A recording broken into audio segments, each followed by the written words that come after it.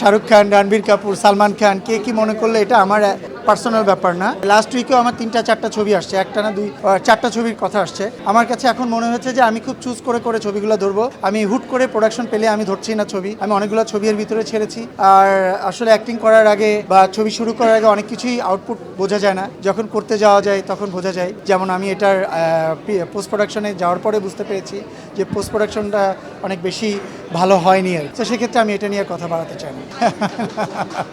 না আসলে আমি শাহরুখ খান, রণবীর কাপুর, সালমান খান কে কি মনে করলে এটা আমার পার্সোনাল ব্যাপার না। এটা অ্যাজ এ অডিয়েন্সের ব্যাপার, অ্যাজ এ ভালো লাগা মানুষের ব্যাপার।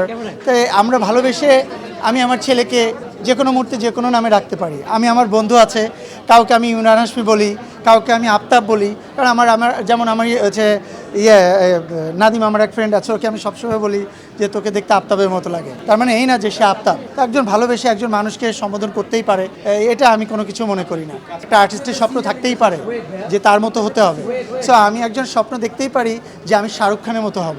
আমি স্বপ্ন দেখতেই পারি আমি টম ক্রুজের মতো হব। আমি যদি স্বপ্নকে সত্যি করার জন্য আমার কাজকে প্রাধান্য দিই, আমি সুন্দর করে তার মতো অ্যাক্টিং করার ট্রাই করি, এটা আমার অপরাধ নয় যে আর্টিস্ট হিসাবে। সো আমাদের অনেক আমার এক বড় ভাই আছেন, আপনি জানেন, আমাদের সুপারস্টার। সেও কিন্তু হাঁটার সময় দেখবেন একটু লেফট সাইড কাত হয়ে আসে। তা আমার তো লেফট সাইড তো সালমান খান কাত হয়ে আসে। তা তার মানে কি যে আমি কি সালমান খানের সাথে তাকে তুলনা করতে পারি না? তাকে দেখতে আমার সালমান খান লাগতে পারে না? এটা কি আমার অপরাধ?